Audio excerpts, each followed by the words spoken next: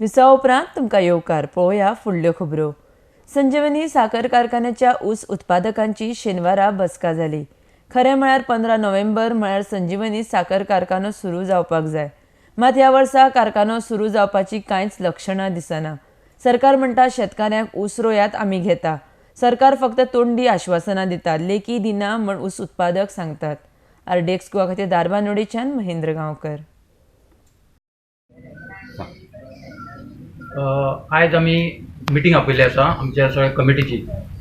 तेन्ना पयर आमी सीएमाक मेळ्ळे तेन्ना आमकां सीएमान जें कितें सांगलां तें आयज आमकां सगळ्या शेतकऱ्यांक सांगून म्हणून तेन्ना कमिटीची मिटींग आपयली। जर ही फॅक्टरी अंदूच चालू जायना हें सामकें सत्य परिस्थिती आसा।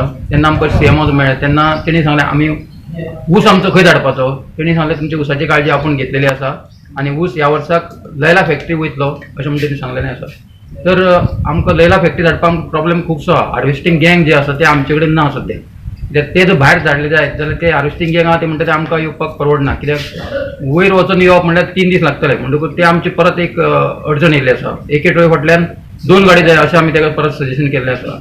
दुसरे रोड अजून जावना अजून ट्रकाची वेवस्था काय जावना। म्हणटकूच आमी ते आमकां कितें म्हणटा तें आमकां कळोना म्हणून त्या खातीर आमी बेगीन फास्ट मुवमेंट जावपाक जाय। कित्याक आतां वर्सा प्रमाणे आमची 15 नोव्हेंबराक फॅक्टरी स्टार्ट जावपाक जाय।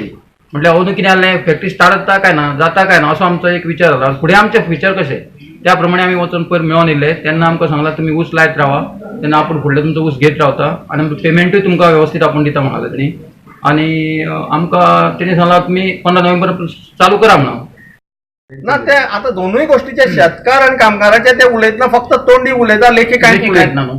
तोंडी उलयता कामगारां वाऱ्यार तुमचो ऊस गेलो जाल्यार तुमकां ऊसाच्या बदला पयशे मेळटले म्हणटा, पण अशें जे तोंडी पयलीं म्हणटा। पासून हांगा कामगार पळय हय। फॅक्टरीन काम करतात तेंचे कितें काम म्हणटा ना आमी ते विचारता ते म्हणटा आमी कामगारांक पळयता तुमकां पळयता म्हणून सांगपाक, पूण तोंडी म्हणटा लेखी कोणूच घेवन तयार ना न्हू। आता तुम्ही जर हेजेर एक्च्युअल म्हणजे जे आमकां शेतकारां दिसता ते सांगता तुमकां हांव। शेतकारां दिसता कितें आज हांगचो पेमेंट 30 ते 35 लाख रुपया मंथली आसा आनी तो 12 म्हयन्याचे जर हिशोब केलो 4 ते 5 कोटी वयतले आनी त्याचे 4 ते 5 कोटी जर घालून ही फॅक्टरी चालू केले ते युटिलायझेशन जाता आनी हांगचे हे सगळे प्रॉब्लेम सॉल्व जाता आसले। सरकारान कमी म्हणून करपाक गेला तितून चड उगडयतले अशें आमचें मत आसा।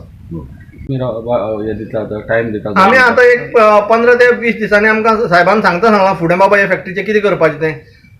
आज कर्नाटका फॅक्टरी हो सरकार किंवा हो मिनिस्टर आहा म्हणून व्हरता, फाल्यां दुसरो मिनिस्टर जर बदललो जाल्यार ते आमचें उसाचें कितें आनी आमचो फुडार कितें हें सरकारान ठोस सांगलेलें ना। आनी आरटीआय अंडर मागलेलें तेजी आमकां म्हायती अजून दिल्ली ना।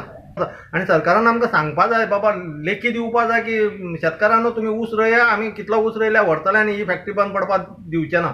हें लेखी ठोस आश्वासन आमकां आज पर्यंत मेळ्ळें ना।